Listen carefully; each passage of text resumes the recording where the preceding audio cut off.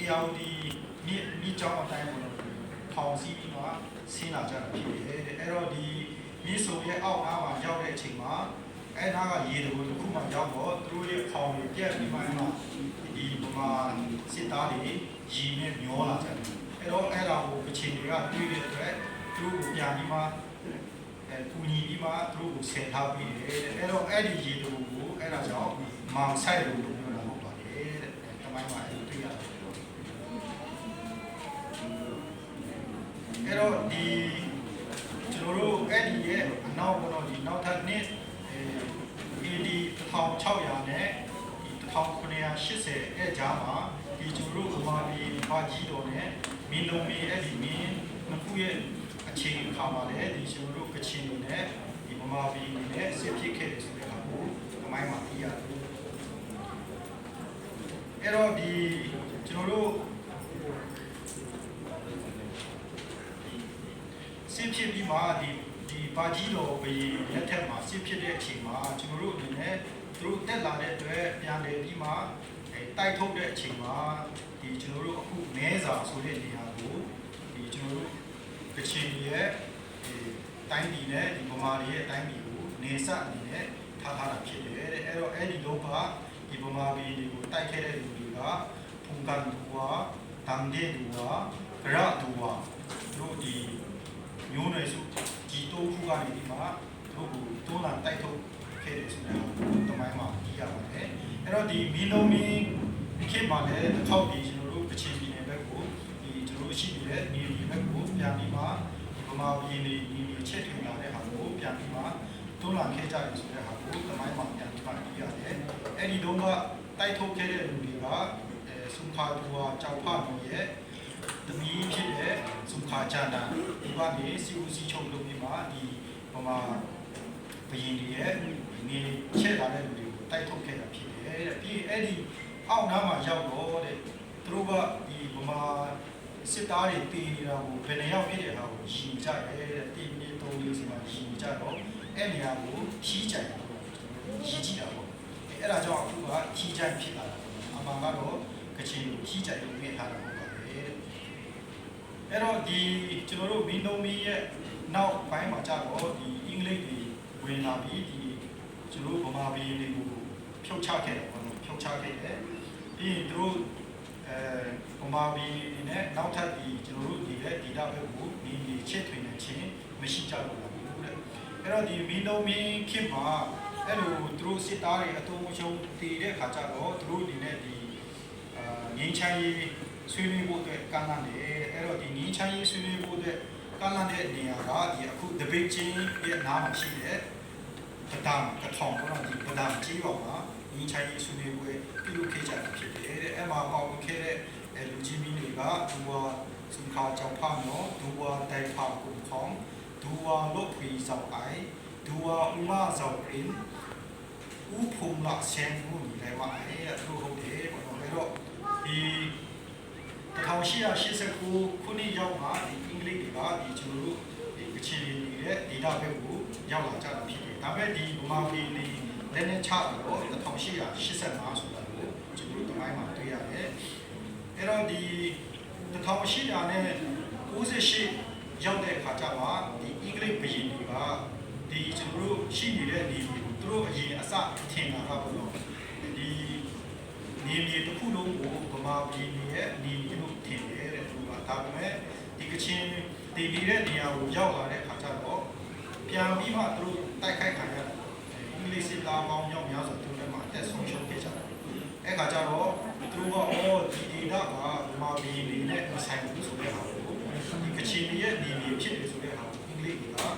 1898ရောက်တဲ့ခါကျမှသူတို့ရဲ့တမိုင်းစာအုပ်မှာတော့ရေးထားတာဖြစ်တယ်အဲ့တော့ကျွန်တော်တို့ရဲ့ကချင်နေတဲ့ဒေတာတွေတော်တော်များများကိုအင်္ဂလိပ်တွေက1930ရောက်တဲ့အခါကျမှပဲသူတို့အနေနဲ့သိယူနိုင်ခဲ့ကြတာဖြစ်တယ်အဲ့တော့ဒီဗမာပြည်တွေက1885မှာစစ်ရှုံးပြီးမှလက်နဲ့ချသွားခဲ့တယ်လေကျွန်တော်တို့နေပြည်မှာကကျွန်တော်တို့ကဒီတိုင်းပြည်တစ်ခုဖြစ်တယ်ဆိုတဲ့ဟာကိုဒီမှာအထင်ရှားတွေ့ရတာဖြစ်တယ် အဲ့ဒီ1930နောက်ပိုင်းမှာတော့ကျွန်တော်တို့ဒီလင်းကြီးတော်တော်များများကအင်္ဂလိပ်ရဲ့အုပ်ချုပ်မှုအောက်မှာရောက်သွားတယ်။ဒါပေမဲ့တခုစိတ်ဝင်စားစရာကတော့အင်္ဂလိပ်တွေအုပ်ချုပ်နေဆိုပေမဲ့သူတို့တွေရဲ့ယုံဖွင့်တယ်ဆိုတဲ့ဟာတွေကများသောအားဖြင့်ကမီချီနာဒီပုံပေါ်နဲ့ကာမိုင်းမိုးကောင်းတွေပါပဲကျွန်တော်တို့ယုံဆိုင်ဖြစ်တယ်။ဒီကျွန်တော်တို့အထက်ပိုင်းဘက်မှာကျတော့ဒီကချင်ထူဝါတွေကိုအုပ်ချုပ်မှုအာဏာအပြည့်အဝပေးပြီးမှဒီအခွန်ဆောင်ခိုင်းတဲ့ပုံစံနဲ့သူတို့ကအုပ်ချုပ်ခဲ့တယ်ဆိုတာကိုအပိုင်းမှာတွေ့ရတယ်။အဲ့တော့ဒီ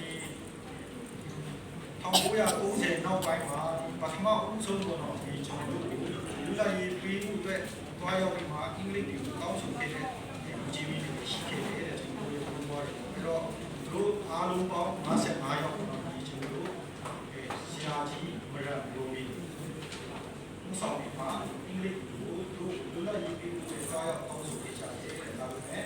အင်္ဂလိပ်တွေကအဲ့ဒါကိုသဘောတူခြင်းမရှိကြဘူးဒါပေမဲ့သူတို့အတွက်ဆိုပြီးမှဒီကျွန်တော်တို့ကချင်တာမအုံးခုကိုပြုပြီးခဲ့တယ်ကချင်နဲ့ကန်တာအဲဒီကနေမှစခဲ့ဆိုရအောင်တွေ့ရတယ်အဲ့တော့ဒီကဘာစစ်ဖြစ်ပြီးမှကျွန်တော်တို့ဒီဒုတိယကဘာစစ်ဒီနောက်ပိုင်းကျွန်တော်တို့ဒီကချင်ဒီကနေဒီဂျပန်ကိုတိုက်ထုတ်ဒီမှာဒီ1945မှာမတ်24 အဲ့မှာကကျွန်တော်တို့ဒီပုံပေါ်မှာရှိတဲ့ဇင်လုံကဘာဆိုတဲ့နေရာမှာကစစ်ဂျပန်ကိုတိုက်ထုတ်အောင်နိုင်တဲ့နော်ပွဲကိုပြုလုပ်ကြည့်ပါကြတာဖြစ်တယ်ပေါ့အဲ့တော့ဒီမှာလည်းကျွန်တော်တို့ဒီခုဒီချာချာမထားရမှာဒီအခုစီအစိုးရဘုရားအခုစီအစိုးရကိုဒီမှာတော့တမ်းလို့ပေါ့တမ်းလို့နေဆိုတဲ့ဟာကိုမတ်29မှာလုပ်ဖြစ်တယ်ကျွန်တော်တို့ရဲ့ဖက်စစ်အောင်နိုင်ရေးပွဲကမတ်24 26ဖြစ်တယ်အဲ့တော့ဒီကျွန်တော်တို့အရင်ကအကြောင်းပါလေအမြဲတမ်းပြင်တာပေါ့ဖက်စစ်ဒေါ်လာကြီးကိုတော့မတ်29မှာစတယ်အဲ့တော့မတိရင်အဲ့ဒီခါမှာဒီကျွန်တော်တို့ကဖက်စစ်ကိုထားပြီးမှဒေါ်လာနဲ့ပုံဖြစ်အဲ့တော့ဒီကနေ့သမိုင်းမှာရှိရင်ကျွန်တော်တို့အခြေအနေကဖက်စစ်တွေကိုအပြောင်းအကိုအစင်ဒီမတ်26တိုက်ပြီးတော့အဲ့ဒီ29ရောက်မှဒီပေါက်ပိုင်းကဒီဘူချုပ်အောင်ဆန်းတဲ့အဖွဲ့တွေကဖက်စစ်ဒေါ်လာကြီးဆိုတဲ့ဟာကိုစကြတယ်အဲ့တော့သူတို့ရဲ့ဒီကျွန်တော်တို့ရဲ့ဒီဖက်စစ်ဒေါ်လာရဲ့ပုံစံတွေလူလိုက်ရေးတိုက်ပွဲဝင်တဲ့ပုံစံတွေကလုံးလုံးကိုကျွန်တော်တို့ကအင်္ဂလိပ်ပြည်ပြည်ကပြည်ပေါင်းမှာတိုက်ပွဲခဲ့ဆိုတော့ဒီညမှာတို့ဒီလိုကျွန်တော်တို့ပြည်တာဖြစ်နေတယ်အဲ့တော့အဲ့ဒါရဲ့နောက်ပိုင်းကတော့ကျွန်တော်တို့ဒီရှင်းတော့ပိုင်းပေါ့ဒီရောက်တဲ့ခါကျရင်ကျွန်တော်တို့ဒီရှင်းတော့ပိုင်းရဲ့14ရက်ကနေ19ရက်နေ့အထိကိုဒီကျွန်တော်တို့လက်ရှိရှိတဲ့စီတာဘာရှိတဲ့နော်ဝေးမှာအခါပြပြီးမှတော့နောက်ဒီကျွန်တော်တို့စစ်အောင်နိုင်ရေးနော်ဝေးကိုပြပြီးမှကြည့်ပါကြတယ်အဲ့ဒီချိန်မှာလည်းတစ်ခေါက်ကျွန်တော်တို့နဲ့ဒီကျွန်တော်တို့အခြေအနေကိုဒီချောင်းလာရေးပြီးလို့အခါပြပြီးမှပေါင်းလို့ရတယ်ဒါပေမဲ့ဒီလေးကဘာပြောလဲဆိုတော့ဒီလိုဒီနဲ့ဗမာတွေကိုလူလာရေးပြီးမှဒီလိုကျွန်တော်တို့ကလူလာရေးပြီးပို့တယ်ပေါ့အားလုံးဆိုရင်ဒီလိုဒီနဲ့ဒီကိုချုပ်ရေးပညာရေးဒီမျိုးမျိုးပေါ့နော်ဒီတိုင်းဒီကိုချုပ်ဖို့ပဲပညာအဲ့ဒီပြည်စုံခြင်းမရှိသေးတဲ့ပဲလူပြီးမှအဲ့ဒါကြောင့်အဲ့ဒီအချိန်မှာတောင်းဆိုတဲ့လူလာရေးတောင်းဆိုတဲ့ကိစ္စကမအောင်ဘူးအဲ့တော့ဒီ1946ရောက်တဲ့အခါကျရင်ဒီဝင်ပါလာမှာချုပ်ဆောင်ပါဘာကင်းကိုရောက်ဒီဘာကင်းကိုရောက်လာပြီးမှစီဝေးကြီးလုပ်ပြီးမှနောက်တစ်ခေါက်1949ကျုံးနေ19မှာသူကတော့လောက်ကြခိုင်းတယ်အဲ့တော့ဒီဘာကင်းမှာတွေ့တဲ့အချိန်မှာကျွန်တော်တို့ကဒီတို့တွေနဲ့လူရရေးကိုဆုံးဖြတ်လိုက်ကြအင်္ဂလိပ်ကဒီတော့ဒီလိုကအတူတူမျိုးဒီလိုကိုတတ်တတ်လွယ်ပြီးမယ်ဗမာတွေပြီးနောက်ပိုင်းမှာ10နှစ်ကြာပါဒီလိုလုပ်ခဲ့တယ်အဲ့ဒါကိုကျွန်တော်တို့ဒီနေ့ကဒီဗမာတွေနဲ့ပေါင်းပြီးမှ union ဆောက်တယ်ဆိုတဲ့ဆုံးဖြတ်ချက်ကြောင့်ဒီကျွန်တော်တို့ဒီလိုရေးကထောက်ပြရတဲ့ရှိဒီဇန်နဝါရီလ4ရက်နေ့မှာကျွန်တော်တို့လာကြည့်ရကြတယ်အဲ့တော့ဒီမတိုင်ခင်မှာဒီကျွန်တော်တို့ပြည်လုံးဆိုတဲ့နေရာမှာသွားပြီးမှဒီ စောနာပြောတဲ့ဒီပမာရင်းနဲ့ဒီပေါင်းပြီးမှလက်ရည်ယူမှုတွေဒီလုံစာချုပ်ဆိုတဲ့ဟာကိုချုပ်ခဲ့တယ်ဆိုတဲ့ဟာကိုတမိုင်းမှာတွေ့ရတယ်။ဒါမဲ့ဒီပင်လုံစာချုပ်ပြီးနောက်ပိုင်းမှာဒီချုပ်တာမရှိတော့တဲ့အခါကျတော့ဒီဥမှုကပြန်ပြီးမှပမာကြီးရဲ့ပါစာပါလာကစီစံချီလေးနဲ့အဲ့ဒီပါတီဥဆောင်အဲ့တော့ဒီပူချုပ်ဝန်ဆောင်နဲ့ဒီကချင်ပေါင်းဆောင်တွေနဲ့ဒီဂရီထားတဲ့ကိစ္စတွေကဒီတော့ကျွန်တော်တို့ရဲ့ဒီပိုင်းချားကိုကျွန်တော်တို့ချုပ်တယ်ဒီချားလို့လာတဲ့ state နဲ့ကျွန်တော်တို့ဒီနိုင်ငံအနေနဲ့တော့ကျွန်တော်တို့ပေါင်းပြီးမှဒီလက်ရေးကြပါဆိုတဲ့သဘောတူညီမှုနဲ့ဒီလိုစာချုပ်ပြကြတယ်ဒါပေမဲ့ဒီကောင်းဆောင်လုပ်တဲ့ပူချုပ်ဝန်ဆောင်ကလုပ်ကြံခံရတဲ့အခါကျတော့လက်ထက်ရောက်တဲ့အခါကျတော့သူကဒီအချင်းကောင်းဆောင်တွေနဲ့ဒီဘုံမှာကောင်းဆောင်တွေကိုအားရပါတယ်သူကတော့ပြီးမှဆက်တယ်အဲ့တော့ဒီကျွန်တော်တို့တိုင်းပြည်ကိုပူချုပ်မှုဖြစ်လာတဲ့အခါကျရင်ဒီ constitution ကိုရေးရ constitution ရေးတဲ့အချိန်က1940ခုဂျွန်ကနေပြီးမှစက်တင်ဘာလဒီအဲ့ဒီ constitution ကိုရေးခဲ့ကြတယ်အဲ့တော့အဲ့ဒီ constitution ရေးနေတဲ့အချိန်မှာလည်းဒီကျွန်တော်တို့ဒီမီချီနာခရိုင်နဲ့ဘုံမောခရိုင်ကိုကျွန်တော်တို့ရှင်တွေရဲ့ဒီထည့်ပြီးဖို့ပဲ